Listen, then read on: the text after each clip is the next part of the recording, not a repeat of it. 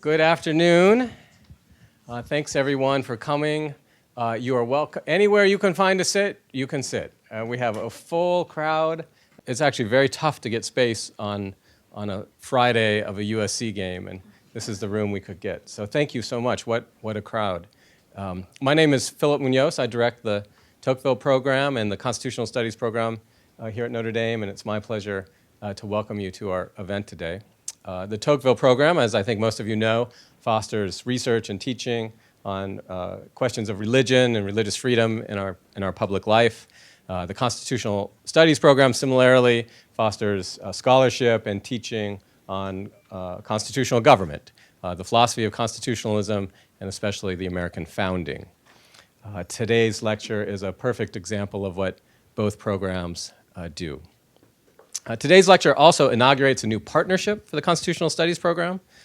Thanks to the generosity of the Bush family, Tim and Steph Bush. Today's event is our first Napa Institute Forum lecture at Notre Dame.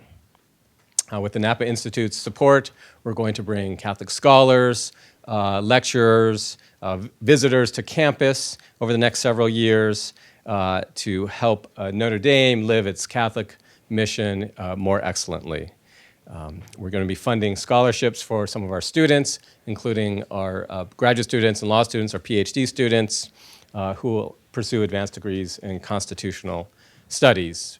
It's a partnership I'm absolutely thrilled and privileged to be a part of. So I'm deeply grateful to the Bush family, especially Tim and Steffi Bush, for their support of the program. Now, Tim and Steffi were supposed to be here today, but a higher duty called. Garrett, their son, a Notre Dame graduate, and Betsy, their daughter-in-law. Betsy's probably in labor right this very moment. So Tim, if you're watching, we're live streaming this event. If you're watching from, hopefully not the delivery room, but from the hotel waiting room, thank you very much. We had something for you, which we're going to send to you. She's delivering twins, so we have two of these.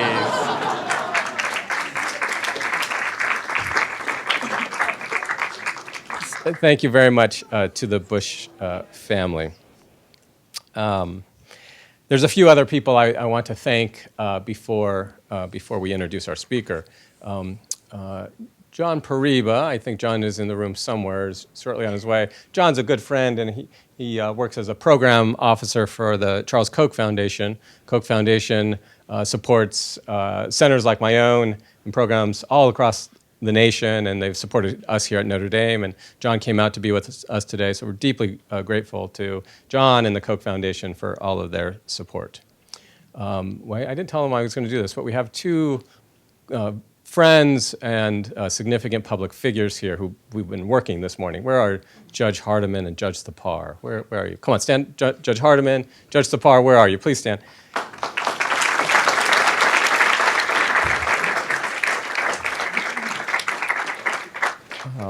These gentlemen are two of our most principled and fair-minded judges. They're both federal appellate court judges. Now, they've been working hard. We had a 2.5-hour seminar this morning on the First Amendment and church-state law with our undergraduate fellows. So thank you. No nodding off during the lecture, though. The seminar was phenomenally good. A little too good from my perspective, since I teach this stuff. We have two phenomenal women I work with. They're probably not even in the room, but Soren Hansen, who's a postgraduate research fellow with us, and Jennifer Smith. They set all of this up. They've been working extraordinarily hard. We had a dinner last night. We had breakfast with the Archbishop this morning. We had a seminar with the judges all morning, and then this lecture, and now they're running up and setting up another dinner this evening, and they're coordinating the FBI for some other speaker as well. So anyone who's run anything knows that you can't do any of it without really talented and hardworking people. So thank you to Soren and to Jen Smith for everything that you do for me and for the program.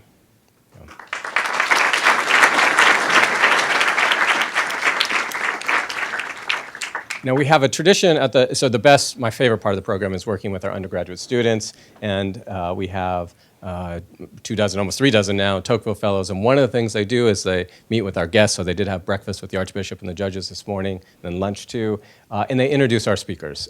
So Maura Bradley, who's a senior from Philadelphia, appropriately enough, a constitutional studies minor and one of our Tocqueville Fellows will introduce Archbishop Chaput.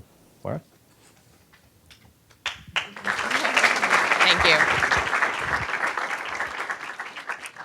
Hi, everyone. Welcome and good afternoon. Archbishop Charles Chaput of the Order of Friars Minor Capuchin is the Archbishop of Philadelphia.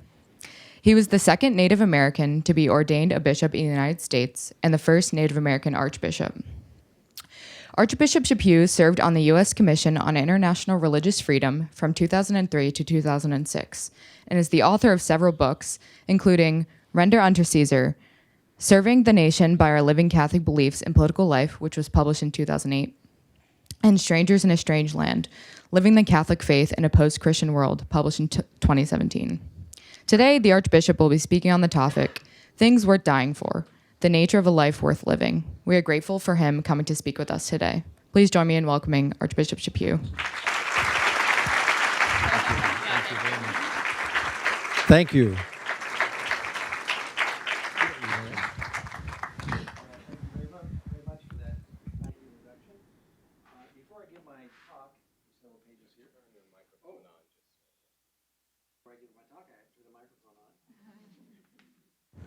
I thought I would remember to do that. It works better this way, doesn't it?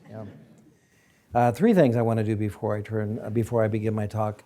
First of all, I want to thank the donors to the various programs that Dr. Munoz has developed here. They're really wonderful programs. I'm very impressed.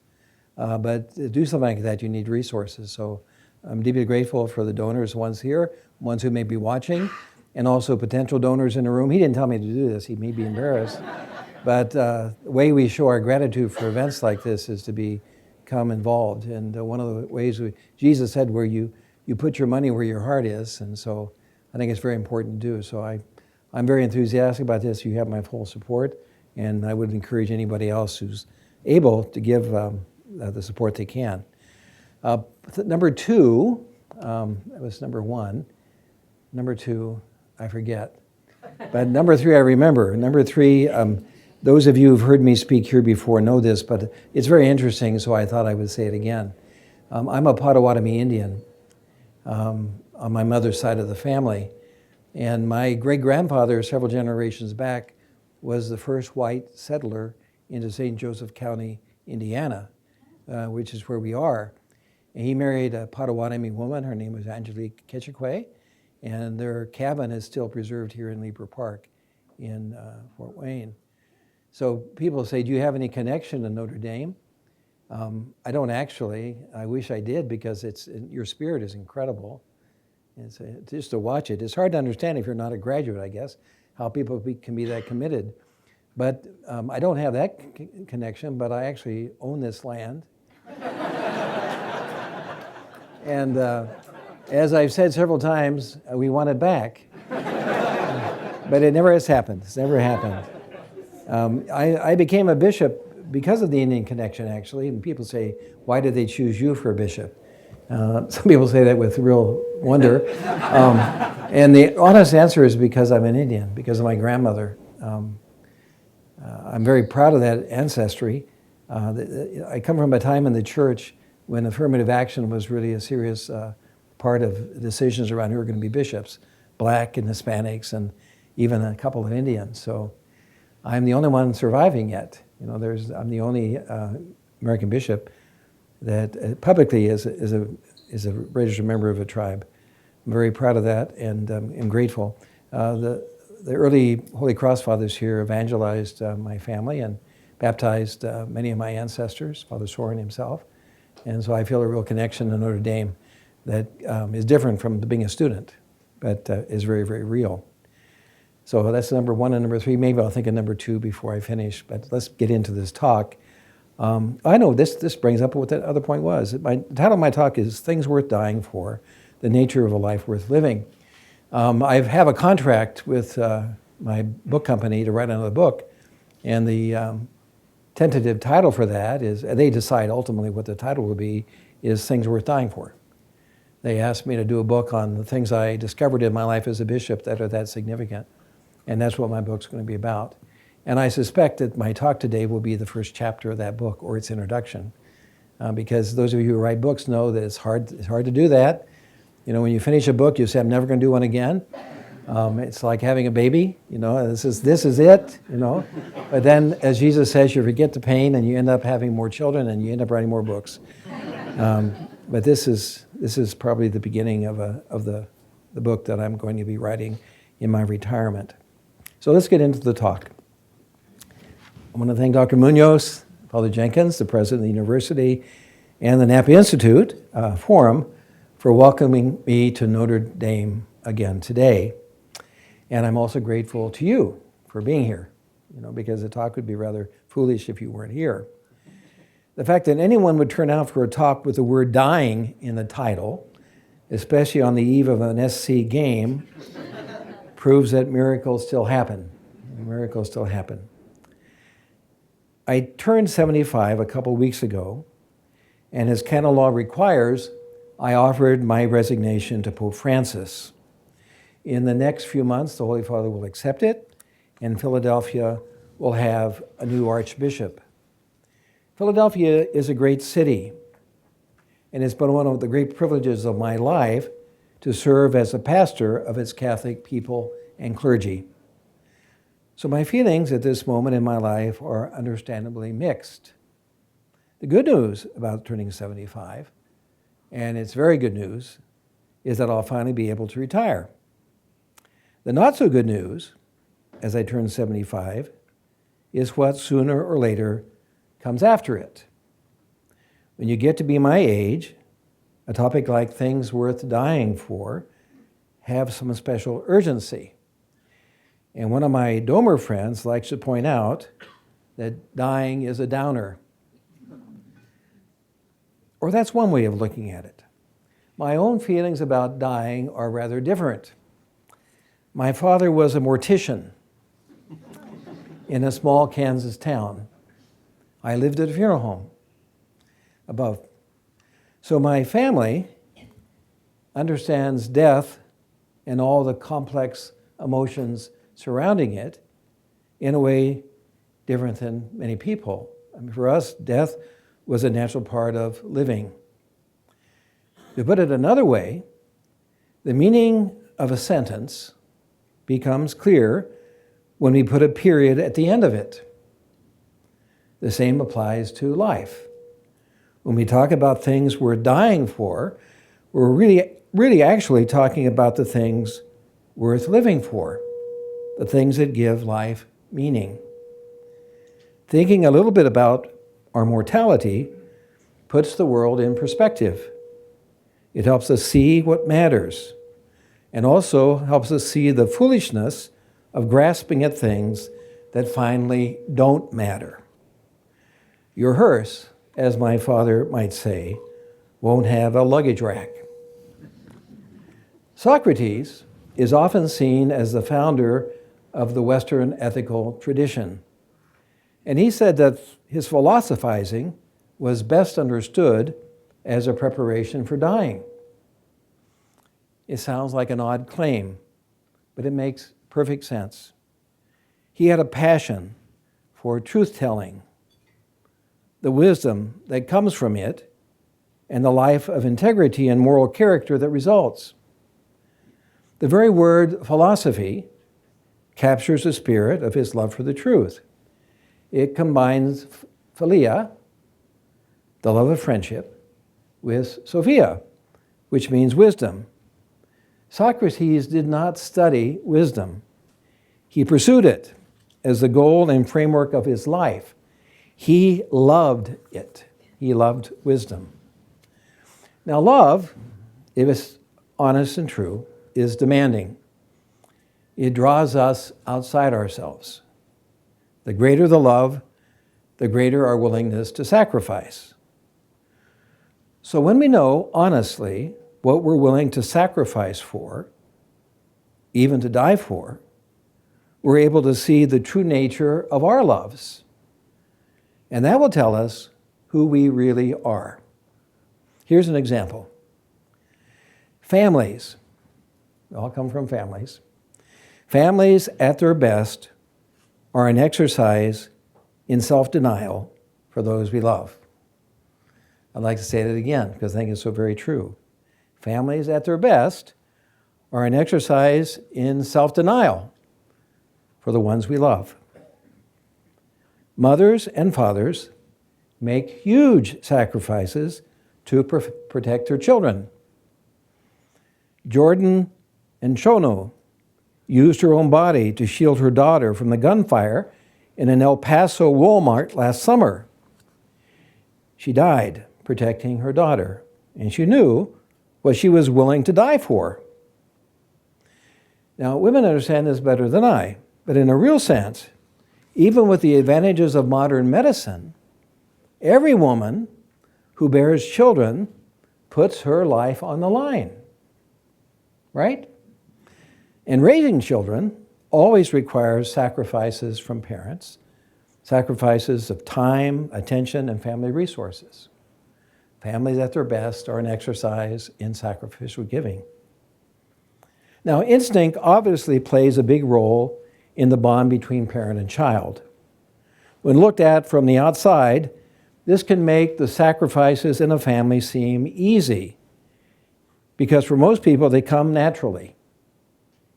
But as religious belief recedes, which it is doing, and communities of faith decline, which is happening, the individualism at the heart of the American experiment becomes more selfish, more belligerent, and more corrosive. It even breaks down family bonds. It tempts parents to treat their children as accomplishments or as ornaments, or even worse, as burdens. It also weakens the ties between grown children and their parents, who, as they age, can often become dependent. I'm thinking about that and how difficult it's going to be for me to be dependent. It's a useful experiment for those of you who are here today as students to consider what you'd really be willing to give up for the sake of caring long-term for your mother and father. What would you really be willing to do? Imagine yourself as a happily married person with children, and your parents have needs. What are you willing to do for them? So we have the example of families, is we're dying for most of us. Here's another example. Friendship. Friendship is generally a milder form of love than family. And the notion of dying for a friend might seem remote, except that someone, rather famous, once said, "Greater love has no man than this, that a man lay down his life for his friends." St. John's Gospel, chapter 15, verse 13. History is full of stories of soldiers who put themselves in harm's way to save their comrades. And all true friendship requires a readiness to die, if not literally, then in the sense of dying to ourselves, dying to our impatience and our reluctance to make sacrifice for the people we call our friends. Pope Francis often talks about accompaniment as a key to Christian discipleship. The willingness to be with our friends, to accompany them when they're not easily lovable, to accompany them in their neediness or to share in their suffering, this is the test of true friendship. And most of us would love to have friends who would be willing to die for us. Friendship. Here's a third example, the love of honor. The legends and myths of antiquity often hinge on the love of personal honor. In the Iliad, Achilles withdraws from the Greek army because its leader, Agamemnon, has offended his honor. For centuries, men dueled to defend their honor. And women fought in their own way to prevent their honor from being violated. So the love of honor is something many have been willing to die for.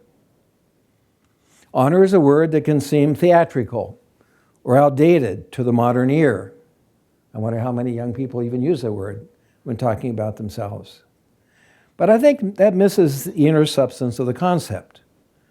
Honor in a traditional society is profoundly important and similar to the idea of dignity or integrity in our own era. When a man stays faithful to his wife, he honors his wedding vow and maintains the integrity of the marriage. The same goes for our deepest convictions. They also need to be honored.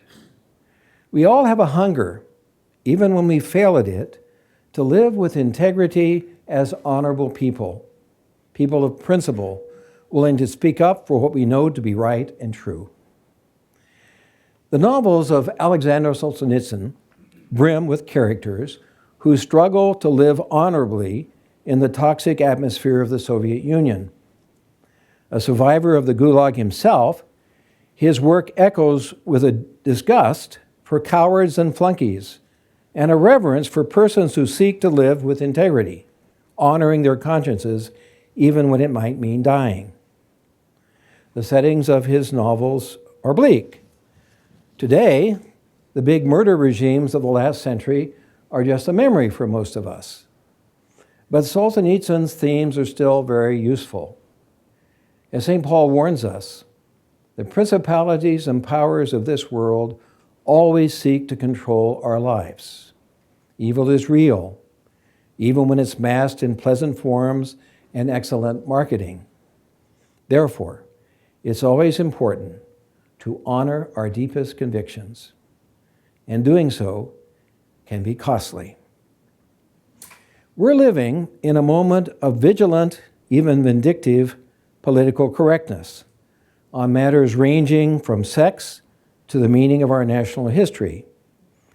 It can be very hard for a young scholar to get a job at many American universities if he thinks marriage is only possible between a man and a woman, and he makes the mistake of talking about it. People working in corporate settings tend to learn very quickly that diversity training is not an invitation to free and open discussion, or even diversity of opinion. It's often the opposite. And our politics often seem gripped with amnesia about the price of human suffering extracted by the bitter social experiments of the last century, always in the name of progress and equality. Obviously, the courage of our convictions needs to be guided by prudence. Here's an interesting point that I found very, very curious when I studied this. In the early years of Christianity, the faithful suffered waves of persecution. I'm sure we've all read that. But I don't know if you know this. The fathers of the church, the early bishops, criticized those who were too eager for martyrdom. The account of the martyrdom of St. Polycarp of Smyrna tells us that at the urging of his friends, he withdrew from his city in order to avoid confronting civic leaders who required Christians to offer sacrifices to pagan gods. Polycarp's discretion is contrasted with another man who was eager to defy the city's authorities, wanting to make a show of his faith. Polycarp is held up as the proper model of faith, not that rash man. Now, that's interesting, isn't it? Life, all life, no matter how poor, infirm, unborn, or limited, is a great gift, and we should never be in a hurry to foolishly risk it. The same can be said for professional success, or even just the good of earning a decent living and providing for a family. Silence and avoiding situations that force us to state our convictions can sometimes be the prudent course of action, especially if we love our families. But the key word in that sentence, for me, is sometimes. Cowardice is very good at hiding behind a number of virtues. Too often, we censor or contort ourselves to fit into what we perceive as approved behavior or thought. We muffle our Christian beliefs to avoid being the targets of contempt. Over time, a legitimate exercise of prudence can very easily become a degrading habit, a habit that soils the soul. No woman of integrity ever betrays her convictions. Mouthing lies we do not believe kills us inwardly. Even silence, which is sometimes prudent, can poison our integrity if it becomes a long-term policy. Jesus urges us to love our neighbor as ourselves. And the self-love proper for a Christian includes a love of personal honor, the kind that comes from living with integrity in a world that would have us betray our convictions. Family, friends, honor, and integrity. These are natural loves. Throughout history, men and women have been willing to die for these loves. As Christians, though, we claim to be animated, first and foremost, by a supernatural love, love for God as our Creator, and Jesus Christ, His Son, as our Savior. St. Polycarp, for all his caution and prudence, in the end, eventually did choose martyrdom rather than repudiate his Christian faith. The issue at hand is this: are we really willing to do the same? And if so, how must we live in a way that proves it? These are not theoretical questions. They're brutally real. Right now, Christians in many countries around the world are facing the choice of Jesus Christ or death. Last year, the German novelist Martin Mosbach published an account of the 21 migrant workers in Libya who were kidnapped by Muslim extremists and executed for their faith. 20 were Coptic Christians from Egypt. One was another African who refused to separate himself from his brothers in the faith. The murder of those 21 Christians is captured on video. I don't know if you had a chance to see it. It's hard to watch, not just because the act is barbaric, but also because in our hearts we fear that, faced with the same choice, we might betray our faith in order to save our lives. But frankly, the martyrs, both ancient and modern, frighten us as much as they inspire us. And maybe this reaction makes perfect sense. Maybe it's a version of the biblical principle that the fear of the Lord is the beginning of wisdom. Fear of martyrdom is the beginning of an honest appraisal of our spiritual mediocrity. So I think we should consider this fear for a moment, rather than repressing it as we so often do.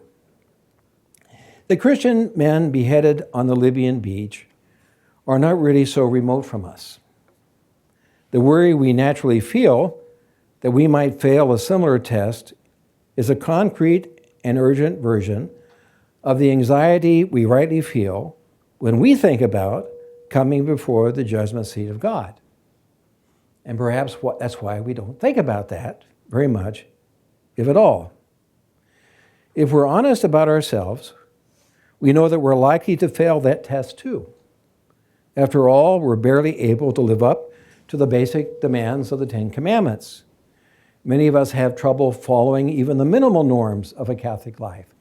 Regular confession, Mass every week, kindness to others, and a few minutes of daily prayer. If those very simple things are struggles, how can we possibly have the spiritual strength to face martyrdom or the judgment of a just God? The Catholic faith we hold doesn't deny our failures. It highlights them, actually, to help us see that our hope is not in the strength of our own love, but rather in the power of God's love. As St. Paul says in one of the most moving passages of Scripture, quote, "I am sure that neither death, nor life, nor angels, nor principalities, nor things present, nor things to come, nor power, nor height, nor depth, nor anything at all in all creation will be able to separate us from the love of God in Christ Jesus, our Savior." Romans chapter 8, verse 38 and 39. All of us here today, in all of our strengths and all of our weaknesses, are powerless to defeat God's purpose in Jesus Christ. Our flaws, our mistakes, our inadequacies, our spiritual mediocrity, and our self-sabotage are impotent in the face of God's love. For this reason, the martyrs do not bear witness to the spiritual athleticism of remarkable men and women. Instead, they point to the relentless love of God in Jesus Christ. As a preface for the Holy Martyrs reads, "For you, God, are glorified when your saints are praised. Their very sufferings are but wonders of your might. In your mercy, you give ardor to their faith. In their endurance, you grant firm resolve. And in their struggle, the victory is yours through Christ our Lord."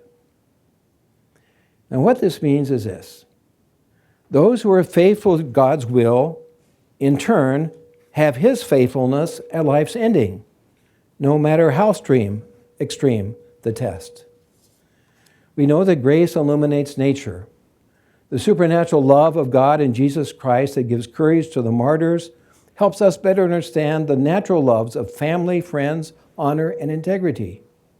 The power of these loves, a power that can be so great they're willing to live and die to remain true to them, does not come within the self. For example, the mother does not conjure a love for her child out of her inner emotional resources. The same holds true for friends, honor, and integrity. Love's power draws us out of ourselves. It comes from what is loved, not from the one who loves. Created in the image of God, the unborn child is worthy of a mother's love. It's the worthiness of what we love, its lovability, that enables us to sacrifice wealth, worldly success, and even our lives. We live in the so-called developed nations. We live in the so-called developed nation of the world. And we live in an era of unprecedented wealth. For many of us, the entire globe is open to travel. To a degree unimaginable in earlier generations, many of us can choose our own path in life or even reinvent our identity. We float in a fluid world of limitless choices. This can seem like a blessing, but it often turns out to be a curse. And that's because only a weightless person can float. The most fundamental feature of our era is that it weakens bonds, curves us in upon ourselves, and seduces us to live without love. We often hear the slogans, "Love wins," "Hate has no home here." But so often these words are merely slogans in a culture which is fighting, a cultural war filled with more bitterness than honesty. We're promised celebrity in social media, novel experiences in our products, technologies and travel, and wealth in our professional success. But we're not really encouraged to actually love. Authentic love is ordered to truth, the truth about human beings, human nature, and creation. It's demanding and self-denying. It anchors us to realities that are deeply human, deeply rewarding, and the deepest source of joy, but also inconvenient and easily seen as burdens. It's a good thing, a vital thing, to consider what we're willing to die for. What do we love more than life? Even to ask that question is an act of rebellion against a loveless age. And to answer it with conviction is to become a revolutionary, the kind of loving revolutionary who will survive and resist and someday redeem a late modern West that can no longer imagine anything worth dying for, and thus, in the long run, anything worth living for. I'll close with just a couple of personal thoughts. St. Paul tells us that God did not give us a spirit of timidity, but a spirit of power and love and self-control. He said, "Do not be ashamed then to testify to our Lord, but share in suffering for the gospel in the power of God." 2 Timothy chapter 1, verses 6 through 8. I mention this because believers, that means many of the people in this room, can expect a rough road in the years ahead on a whole range of issues. There cannot be any concordance between the Christian understanding of human dignity and sexuality and the contempt directed at our beliefs by important elements of our culture. This is why Respect Life Week on this campus, which took place just last week, is so important each year. It's why the dedication of the students who support it is such a source of hope. Their witness is impressive and life-affirming. It's true to the spirit of the gospel, and it's Notre Dame at its Catholic finest. And I salute them. I've been reading a lot of Tolkien lately. Notre Dame's motto, Vita Dulcedo Spes, life, sweetness, and hope, would have resonated deeply with Tolkien because of his lifelong devotion to Mary. In fact, the drama of the Christian story informed everything Tolkien wrote. The intensity of his Catholic faith shaped his entire life and genius. Near the end of The Two Towers, the second volume of Tolkien's Ring trilogy, Samwise Gamgee says, quote, "The great tales never end, do they, Mr. Frodo?" And Frodo answers, "No, they never end as tales, but the people in them come and go as their part is ended." This is very likely my last talk as a serving Archbishop. So my part in the tale is ending, and I can think of a few better places to conclude it than being with you. But the church, her mission, and the Christian story go on. And the greatest blessing I can wish for each of you is that you take up your part in the tale with all the energy and passion in your heart, because the Christian life is a life worth living, a life worth dying for. Thank you, and God bless you. Thank you. Thank you. Thank you. Thank you very much. Appreciate it. Thank you. Thank you. Thank you very much. Okay. I think we have a little bit of time. We have a little bit of time for questions, and Dr. Munoz is going to be the one who's the lead agent on that. I'm going to sit down for a minute just to rest my leg. I had knee replacement surgery that I haven't gotten over with yet, so I need to sit down once in a while. Okay, go for it. We have a tradition in the program. We always invite our undergraduate students to ask the first question, and we have a microphone. Nick, you have a microphone here. Right, stand up and tell us who you are, and the microphone is for the recording, so make sure you ask in the microphone. Okay. Thank you, Archbishop. I'm a senior here. I've read some of your writings on how American Catholics should navigate their life in politics. And I'm wondering, because of the theme of your talk of a life worth living, how you recommend Catholics discern what causes in our American political life are worth sacrificing for, worth living for, and maybe even worth dying for. And how do we know those causes when we see them? Well, lost your microphone, so you can use this one. Oh, where'd it go? Yeah, it's just falling off. I'll grab it. Yeah. There you go. Okay.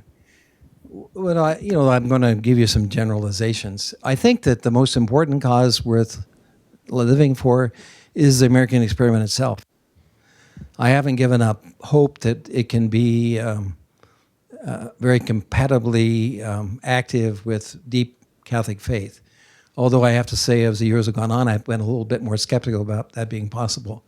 I wrote a book about this more than 10 years ago, and I was very positive at that time, but things have gradually gotten more difficult, and I think that the task is even more arduous, but I also think it's worth fighting for. So I would encourage you all to become involved in politics, at least on the level of belonging to political parties that discuss these things, and then to try to move the people in your party along in a particular direction. Eventually, you should all vote, of course, and some of you should run for office. It's really difficult to be nominated, at least in one of our two major parties, if you are thoroughly Catholic in terms of your values.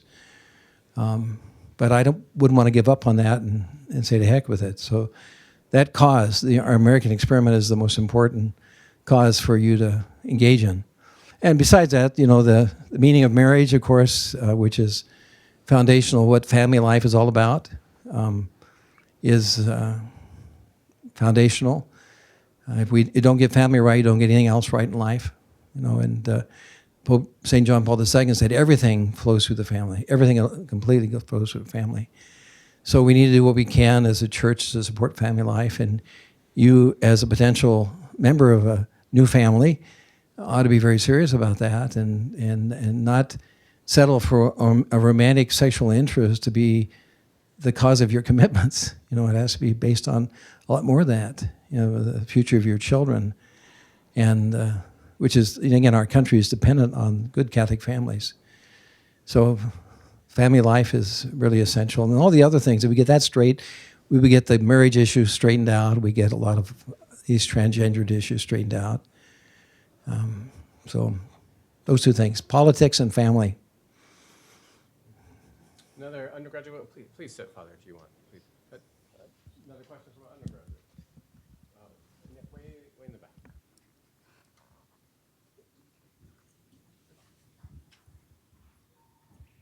You mentioned in your talk, hi. Archbishop. I can see you. Yeah, it's an honor to have you here. You mentioned in your talk the importance of accompaniment of this suffering and befriending, especially those who are marginalized. How can that be coupled with a strong conviction to uphold traditional family values?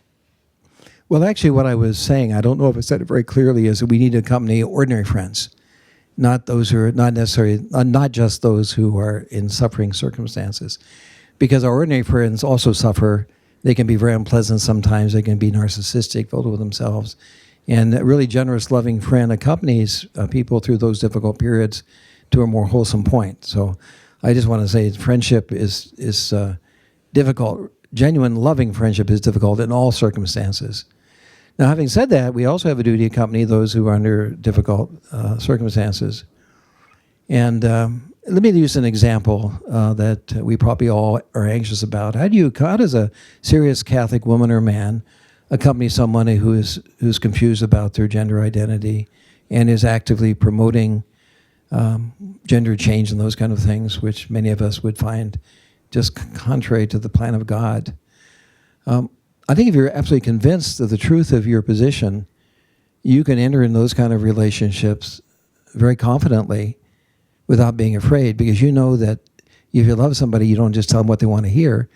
You tell them what's true and what's good for them, even if they don't want to hear it. Even if they get mad at you and don't want you to accompany them, you still do it because that's what real friendship does. Real friendship is always in the truth. But it doesn't work unless you're personally convinced of it, because you get intimidated and you get afraid and you always want to please. And it's always good to please if you can, but if you can't please, you can love, and loving someone and pleasing them are not the same thing at all, as all of our parents know, right?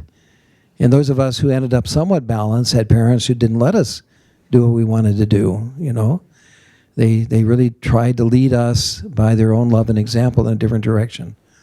So I think that personal confidence in what you believe is an essential part of accompaniment. Otherwise you'll be accompanying someone to an abortion clinic when you should be accompanying them to a loving environment where they and their child are protected. So confidence in what we believe as Catholics. And how do you get there? Well, you have to really know what we believe, and you have to study that, and you have to hang out with friends who share those values and can sharpen your understanding and your articulation on these matters. And you begin those kind of tasks. You begin to develop those kind of qualities in universities like this with who you hang out with. And then when you leave, hopefully you'll still have people to hang out with who help you sharpen your ability to deal with the complex, difficult, suffering issues of our time. If you don't think I give an adequate answer, you're free to take me on. Oh, you're welcome. Do we have another question from an undergraduate? Oh, way up here. Thanks, Nick. Thank you, Archbishop, for coming. My name is Nick. I'm a junior here. I'm a Tocqueville Fellow, and I study in the Great Books program, so I appreciate your mention of the Iliad and Socrates in there as well. My question has to do with what you noted that oftentimes prudence can mask itself, or cowardice can mask itself as prudence. I think a lot of people today also make the claim that cowardice masks itself as civility, and that sometimes if you're trying to be civil with someone, you are yielding too much ground to them. The fact that you're not willing to launch more fire into the flame or fight the fire with fire is really a kind of political cowardice in that sense. So how could you help us navigate that, to some degree, legitimate argument today? Okay. Well, first of all, I don't think it's good for Christians to fight fire with fire. I think it's good for us to fight fire with truth. And that's not always fire, but it's always difficult and it's challenging of the other side. But it doesn't mean we yell as much as they yell or that we get angry as much as they get angry. Anger can be a good thing if it drives us into the truth. But if it just clouds the issue, it's not a very good thing. I know that I look over my life. I've been a bishop for 31 years, a priest for 49 years, in positions of leadership in those contexts. And there are many times in my life where I've been a coward. And I use civility and kindness as excuses. And it didn't work. I mean, quite honestly, if I was honest, the reason I hesitated speaking the truth or taking a clearer position is that I was afraid. That was especially true when I was younger. And I really wanted to be appreciated, wanted to get ahead, and wanted to be popular. And, as I've gotten older, and I see that being kind and gentle and vacuous didn't work. It didn't work at all. If I had been kind and generous and clear, it might have.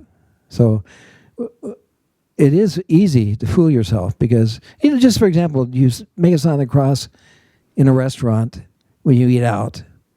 I remember arguing, well, we shouldn't do that. We'll just make everyone around us uncomfortable.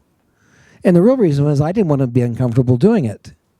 But I projected that on, so I was being noble and generous by not being publicly a Catholic or taking off your ashes on Ash Wednesday. Those aren't really important issues, by the way, but they're very significant issues. They signal something to us about ourselves.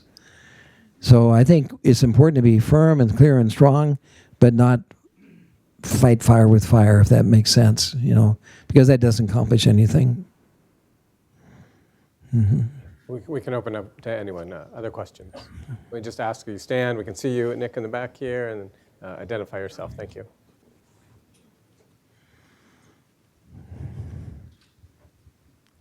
Excellency, thank you for joining us here at Notre Dame on this very soggy weekend, unfortunately. I'm a doctoral student at Marquette University, and I was just wondering, as somebody who's been a bishop in the Episcopacy for as long as you have, on the eve of submitting your retirement letter, what can we expect from our Episcopacy over the next 20 or so years, where in a moment of crisis, I think we can all agree.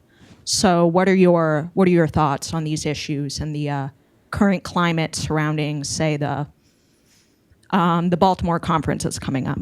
Thank you. Okay, thank you. First of all, I have already submitted my letter of retirement.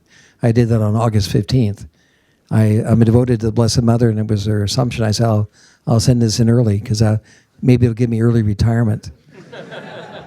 And it's actually worked. I know the process for replacing me is underway, and I'm very grateful for that. You'll get the kind of bishops you deserve. And you'll get the kind of bishops that you demand. I mean, if you go to the bishops and insist that they be clear and strong, and you tell them what your worries are and your anxieties, they'll respond. They're good men. I've hung out with these people.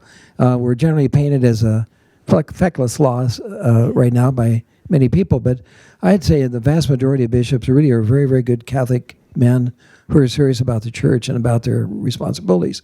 But we need encouragement because we're fearful. We're fearful of all kinds of things. We're fearful of our government. We're fearful of being accused of sexual abuse. We're fearful of Holy See, sometimes of Rome. We're fearful of so many things. And the way you get us over fear is the way you get over fear, by being encouraging. And I don't mean being milquetoast encouraging, but being strongly encouraging. Always loving and speaking the truth, but demanding that the bishops speak clearly. We are co-responsible for the faith. The bishops are not the only ones guarding the positive faith. We all have a responsibility. I have a formal responsibility to do that, but all of us who are baptized have a responsibility for the truth. And we need to do what we can to get the church to very publicly embrace that responsibility. So I really meant it. You'll get the kind of bishops you deserve, in a sense that if you speak out and encourage them, it'll be effective at changing them to be more courageous. So I hope you do that. My greatest encouragement has always been the laity. And my greatest worries have always been the priests, because, you know why. It's just that, priests are hugely important in the life of the church, for good or for bad. But the laity, for the most part, have been very encouraging for me, and I'm grateful for that. Question right up here.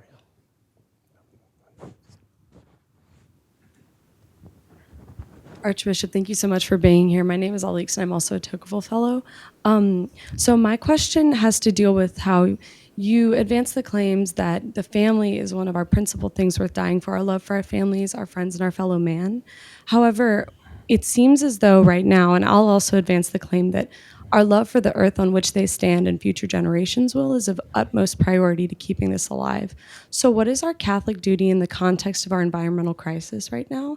And how can we advance our love for our fellow man through our love for the earth? Well, in my generation, we have not been as focused on the environment as your generation is. But I don't think any of us of my generation would have ever thought that we were doing a disservice to the truth, because we just presumed that if you receive everything as a gift from God, the place where you live is a foundational gift, and we have to be responsible for it. We never saw that requirement in Genesis that we dominate the earth meant that we should, in any sense, destroy it. It meant that we had a big responsibility for the earth. And so there was more of a natural kind of ecological sensitivity in our thinking that wasn't so prominent in the front of our thinking as it is today. Now, I think it's very important today. Pope Francis has especially refocused the church on that, but never an issue apart from the rest of it, right? That, sometimes it looks like, because of people's anger about what happened in the past, I think, that we're seen as somehow not part of the earth, that it'd be better off without us. And when you look at the story of creation, which is what we believe as Christians and Jews, it's a story where all of it was created with and for us in mind. And so we and our families should be part of our ecological understanding, that it all fits together. Now, I don't think I can adequately respond to your question so briefly as this, but you're right for bringing it up. It's a very important issue. But it has to be contextualized. It's just like everything is part of the message, right? Yeah, everything's part of the message. Nick, we have a lady in the back. By the way, I'm an American Indian, and Indians have no sense of ecological sensitivity, naturally. Don't believe those commercials you see. the worst places in the country in terms of that sensitivity are reservations because of the poverty there. I mean, Native people don't have less of an understanding of this than others, but they have very little ability to make choices because they don't have the financial ability to make choices. So there's we're all affected by original sin, even Indians. Thank you so much for being here. Last time we were together, you had me a little bit on edge because you were basically saying when you go into that booth to make your vote, flip a coin, say a Hail Mary, and it was an either or, and you were very adamantly opposed to Donald Trump. Something got under your skin back then, but everything has worked out, not 100% fine, but I'm just so grateful for his pro-life stance and for the economy, unemployment rate for blacks and Hispanics and women, and God bless you. You felt strongly and you kept up your end of the deal of being anti-Trump, I don't know which one you were for, but you were anti both of them at that time. So God bless you for, when you feel strongly about a position, you sure held tight to that one. But everything resolved itself, and yes, God bless you for thank all you. that you do. I think both the Republicans and Democrats could have come up with better candidates, and that was those were in the days when there were other choices. But when you come down to two choices, you have to make a choice about which one really does serve the common good and the dignity of the individual most appropriately. So you have to make difficult decisions. I was embarrassed by the choices we had, quite honestly. Yeah, okay, we have a question right up here in front. Yep.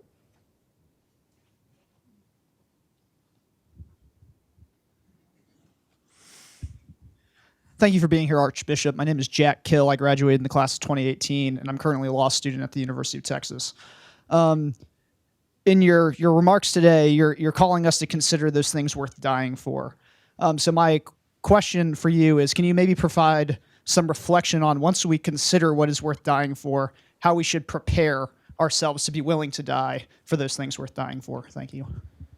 Well, that's a very good question, Jack. I think it's important for us to kind of figure out what we're willing to die for, and before we ask that question and figure that out, we won't know how to prepare. But once we have those values or choices clearly in mind, how do you prepare for it? Well, if you're willing to die for your family, are you willing to homeschool? If it's the only way you can pass on what you consider truth to your children, that's a huge sacrifice, as you can imagine. Are you worth dying for that, for something like that? I mean, so the question you ask, I don't have an answer for it in general. I think it's very specifically once you've made those decisions. But I think that if I were a young father with a family, I would be wanting to talk to my wife about us together homeschooling them, because I think it'd be very difficult for me to find the proper environment to have them educated by someone else. And that's huge in terms of the costs of the family, how you're going to redirect your resources as a family. So those kind of things are very practical. The church, the church is worth dying for me. The difference between me and those of you who are not clergy in terms of the church is you love the church as your mother. I love the church as my wife. And the way you love your wife is very different than the way you love your mother. And I left my family, and I've married the church. And she's my family now, my immediate family. So how do I live for the church? And what am I willing to do? For me, it's very, very difficult to speak the truth of Jesus Christ publicly today, sometimes even within the church. And I don't personally care what people think of me on that regard anymore. Nobody. I don't have a prayer for anybody on that level. Not because I'm virtuous, but because I'm old. And people, there's no consequences for me to love the church honestly and directly at my old age. So it's easier for me to be more truthful than it would have been when I was younger. I hope we're all willing to die for our mothers as well as for our wives. So I think you should be willing to die for the church too. but your daily engagement with the church is different than my daily engagement with the church. So I know I didn't answer your question very well, but if you can come up with concrete situation, I'll be glad to give my advice. Okay. Noel has a question here. It's 2:01. How much longer do we? How about 2 or 3 more? Is that Okay, sure. I just don't want to keep people from. Some people are embarrassed to get up in the middle of a crowd, so please get up and go if you want to. Thank you, Archbishop. The last time you spoke on campus, you spoke about abortion being a fundamental issue in our time, and perhaps the greatest human rights crisis that we're facing. Does your assessment of that still stand? And I know Yes. You've also spoken a lot about voting and abortion, and I was wondering if you could talk about what you do when it seems like life issues are in conflict when you're voting. Well, I've never personally found life issues in conflict when I'm voting because the right to life itself is more foundational than the death penalty for me, for example. I've been very public against death penalty and will continue to do that. But if I'm given a choice between someone who's pro-abortion and someone who is pro-capital punishment, I would, without the slightest hesitation, choose the vote for the one who's in favor of capital punishment, because abortion is, there are a lot more of them. It's absolutely unjust because there's no guilt involved in the unborn child. They're weak. They don't have anyone to speak for them. So I don't understand this. I've never, and people think I'm a real conservative, but I tend to be, I'm a Franciscan by my background. I tend to be more of a Democrat on economic issues than I would be a Republican. But none of those issues are nearly important to me as life, And so what's the issue? I always say, what are they talking about? What are the issues? The Catholic Church is better than any other organization in the country about caring for poor, unmarried women and children who don't have families. And we just do that all the time without thinking about it because it's who we are. So when they say that we're more interested in a person before they're born than ever, it's just crazy because we spend a lot more money on social services than we do on being anti-abortion. We take care of anyone who needs assistance and needs help with raising a child. We do all that. So that's all false rhetoric from my perspective, and it's just dust in the air that is meant to confuse us and to justify those who want to claim to be Catholic but are not willing to defend unborn human life. Let's see, what gentleman right here? Yeah, thank you. It'll take me a couple minutes to get up. So Go right ahead. Your Excellency, thank you. It'd take me a lot longer to get up if I were on the floor. So.